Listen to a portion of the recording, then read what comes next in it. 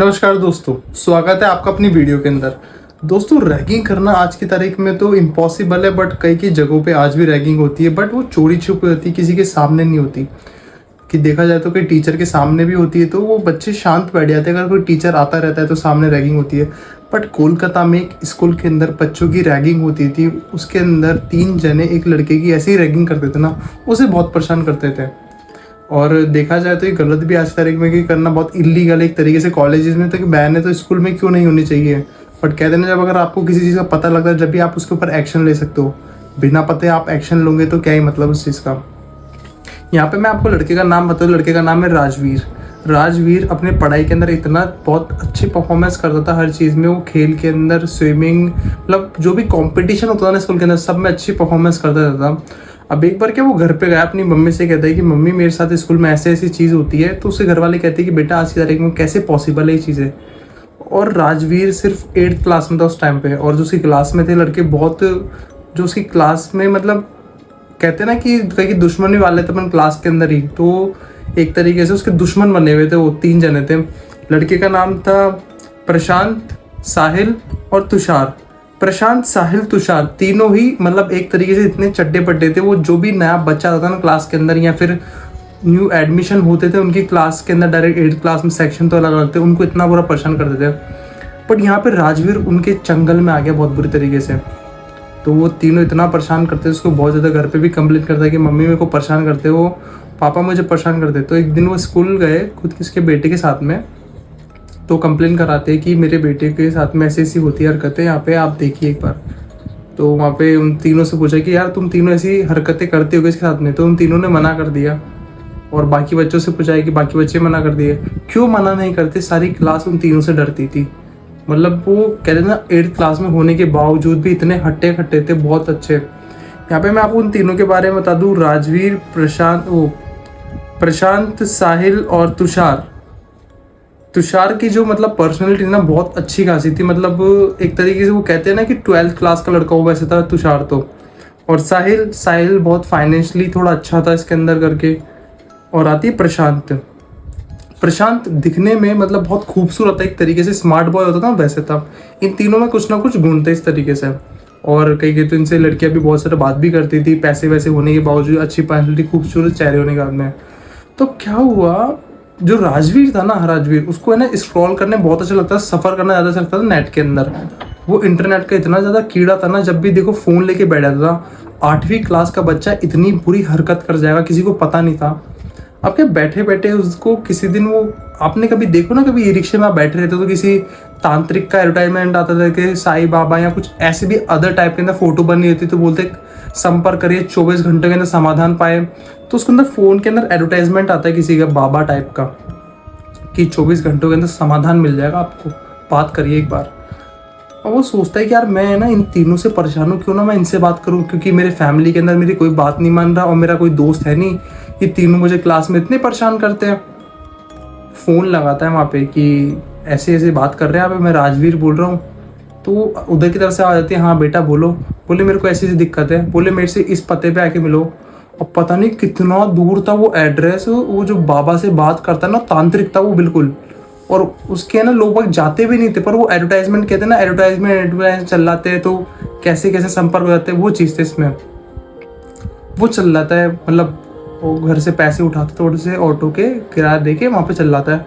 वहाँ पे पहुँचने के बाद में तो वो क्या देखता है कि बड़ी सार का मतलब घर था, खंडर टाइप का। और जब वो अंदर गया ना घर के, बिल्कुल एक आलीशान जैसा, एक अच्छी तरीके से बना हुआ, बट बाहर से बहुत बेकार था वो। अंदर जाने के बाद में उसको बैठाया वो बाबा। बोले बैठो, तुम्हारा नाम क्या है। बोले बाबा मेरा नाम राजवीर है। बोले तुम्हारे साथ दिक्कत क्या आ रही है। बाबा मेरी क्लास के अंदर 3 लड़के हैं, वो मुझे बहुत परेशान करते हैं, मेरे साथ में ऐसी ऐसी करते हैं, मेरे बैग टच करते हैं, और मेरे जो खाना लेके आता वो भी खा सकते हैं बाबा। बोले तुम्हारे परिवार वाले में किसी को पता है। बोले नहीं बाबा। बोले मैं उसके नहीं, मैं ऐसे पूछ रहा हूँ तुम्हारे परिवार वाले में पता है कि तुम यहाँ पे आए हुए हो। बोले नहीं बाबा, किसी को नहीं पता, बस मैंने आपको वो एडवर्टाइजमेंट देखा था, फ़ोन के ऊपर था, तो मैं यहाँ पर आ गया। बोले ठीक है। बोले बेटा मैं तेरा एक काम तो कर दूंगा। बोले हाँ बाबा बता दो कितने पैसे देने हैं। मुझे पैसे नहीं चाहिए, मैं चाहता हूँ तू खुश रहे, तो बस में चाहिए। अब कहते हैं ना, बच्चों को पता नहीं चलता कि सामने वाले के दिमाग में क्या चल रहा होता है। वो तो उस बाबा को ही पता कि वो क्या खेल खेलना चाहता है राजवीर के साथ में, कि पैसे भी नहीं ले रहा, अब पैसे से बढ़कर क्या चीज़ है जो राजवीर से मांगेगा, वो तो दोस्तों अपन को लास्ट में आखिरी में पता लगेगा, जब तक आप वीडियो पे बने रहो। अब बाद में राजवीर को कहते हैं कि मैं तेरा काम कर दूंगा, तेरे को एक काम करना पड़ेगा। बोले बताओ बाबा। तू उन तीनों की फ़ोटो, उनकी सारी पर्सनल डिटेल वो मुझे ला के दे दे तो। बोले बाबा मैं 2-4 दिन में आपको ला के दे दूंगा उन तीनों की पर्सनल डिटेल और फोटोज़।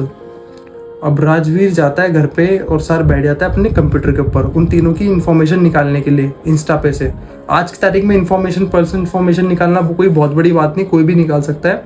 क्लासरूम्स में भी जाता है, क्लासरूम में क्या कहते हैं उनके आईडी कार्ड में कहते हैं ना सब कुछ इन्फॉर्मेशन लिखी रहती है, फादर का नाम, एड्रेस प्लस फोटो सब कुछ होता है। क्लासरूम में गया, क्लासरूम में जाने के बाद में वो क्या देखता है, उन तीनों के आईडी कार्ड थे, जो उन तीनों के आईडी कार्ड पहले ही बेंच के ऊपर सबमिट करा रखे थे किसी काम से।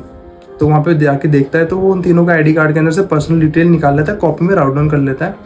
उसके बाद में दूसरे दिन बाबा के पास जाता है, बोलते है बाबा ये लो उन तीनों की पर्सनल डिटेल। बोले फ़ोटो, फिर फ़ोटो बैग में हाथ डालता है, निकाल ले, बाबा ये लो तीनों। बोले जा बच्चे अब तेरा काम हो जाएगा, तेरा काम हो जाएगा, बस तू बाबा को मत भूलना। बोले बाबा नहीं मैं आपको कभी नहीं भूलूंगा, आप मेरा काम कर दो बस ये। अब राजवीर खुश होता हुआ घर गया, आराम से चाट पापड़ी पताशियाँ टिकिया खाता हुआ घर पे गया।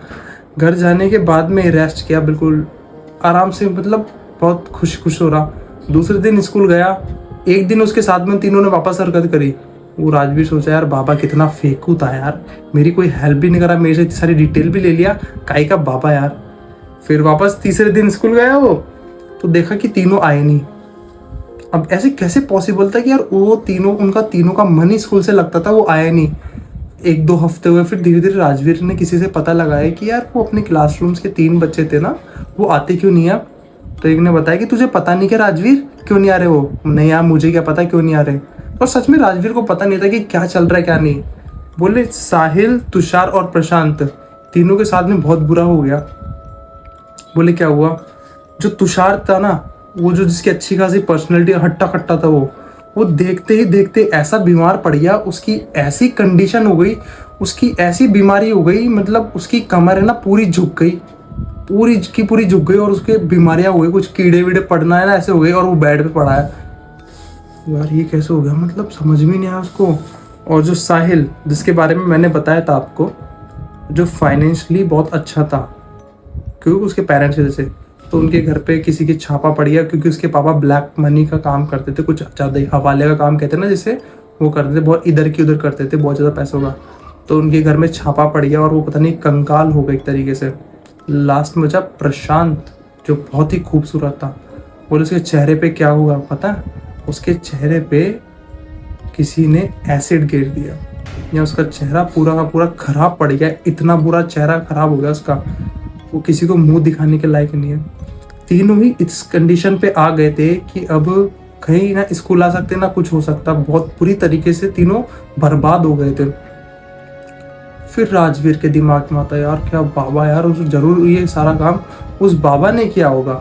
अब राजवीर के हाथ में एक ऐसी चाबी आ गई थी जिसका कहीं मतलब कोई ऐसा ताला नहीं बना जो उसे खोल ना पाए वो, कि मतलब जो भी उसे परेशान करता ना वो जाता उन बाबा के पास, उसकी डिटेल देकर करवा देता। बट राजवीर ना अब बहुत लालची हो गया था। अब वो अपने परिवार में कहते हैं ना कहीं के जो अपने बड़े भाई बड़ी बहन होते जो अपने मारते टपली पे मारते पीछे से, कहते हैं और क्या हालचाल सब बढ़िया, अपन को थोड़ी देर के लिए बुरा लग जाता है, बट अपन क्या उसको मरवा सकते हैं क्या, अपन ऐसा सोच भी नहीं सकते। बट राजवीर एक ऐसा शैतान बन गया था धीरे धीरे करके, जो अपने परिवार वालों को भी मरवाना चाहता था, बिल्कुल ख़त्म करवाना चाहता था। अब जो भी उसके रास्ते में आता है, इवन उसको टीचर भी कुछ कह देते ना कि तुम होमवर्क नहीं करें या कुछ भी नहीं करें XYZ, तो वो सबको मरवाता था एक तरीके से। अब साल बीते, 2 साल हुए, 3 साल हुए, अब राजवीर आ गया 11th क्लास में। ऐसे इतने टाइम से मतलब वो ऐसी हरकतें करता हुआ आ रहा है कि अब तक कितनों की जान ले ली उसने, उसको खुद को भी नहीं पता। 11th क्लास में उसने सब्जेक्ट ले लिया अच्छा खासा। उसके बाद में टीचर आए नए नए, वो उसे पढ़ाने लगे। अब वो कहते हैं ना कि लड़कियों के सामने अगर अपन को, लड़कों को कोई डांट दे तो कितना बुरा शर्म आती है अपन को, बहुत हद से ज़्यादा बुरी शर्म आ जाती है अपन को। ये चीज़ राजवीर से सहन नहीं हुई।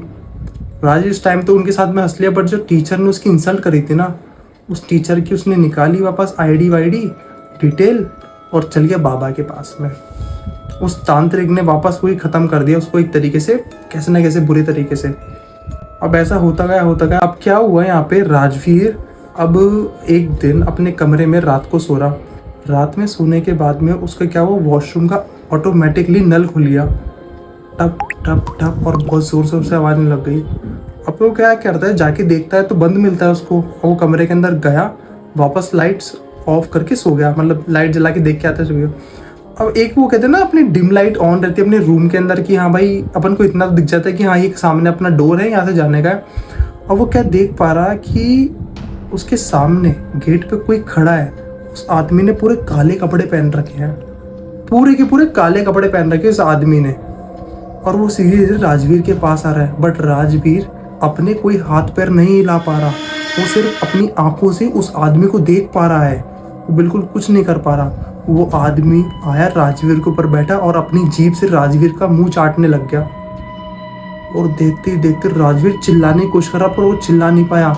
जैसे ही राजवीर की आंखें खुली, वो पसीनों में, ये सारा का सारा राजवीर सपना देख रहा था। राजवीर को घबराहट हो गई, वो देखा पसीने उसे गले में पूरा का पूरा पसीना ऐसे हो रहा है, बिल्कुल टी शर्ट गीली हो गई, और एसी चल रहा है उसके रूम के अंदर। वो सोचता है इस चीज़ के बारे में बाबा को बता के आऊँगा। ऊपर जाने की कोशिश करता है, पर अब रास्ते में उसकी इतनी अड़चने आने लग गई राजवीर के कि मतलब कि कोई चीज़ उसे रोक रही है बाबा के पास जाने के लिए। अब जैसे कि कभी रात को सोता वो, उसके खाने में कभी बाल मिलते, कभी कभी कॉकरोच पड़े हुए मिलते। उसे समझ में नहीं रहा हो तो हो क्या हो रहा है। वो बहुत घबरा गया इन चीज़ों को देख के। और जब वो एक दिन काम कर रहा था अपने रूम के अंदर बैठा बैठा, अब जैसे ना कि अपन सामने काम कर रहे हैं पर अपन को पता है कि अपने साइड में भी क्या है, कि अपन साइड की नज़रों से भी देख सकते हैं, अपनी नज़रें सामने है, बट फिर भी अपन देख पाते हैं कि हाँ उससे तो चीज़ पड़ी है। तो वो काम कर रहा बैठा बैठा, उसके बावजूद भी वो क्या देखता है कि साइड में वही आदमी खड़ा है, वो उसके पास आ रहा है धीरे धीरे, और वो काम करे जा रहा है अपना। वो धीरे धीरे पास हो, जैसे राजवीर का मुँह करा, वो आदमी गायब। बट जो साइड की नज़रें थी देख पा रही कि कोई चीज़ उसकी तरफ आ रही है, वो घबरा गया। अब एक दिन उसने ठान लिया कि ज़रूर मैं बाबा के पास जाऊँगा इस चीज़ का पूछने के लिए।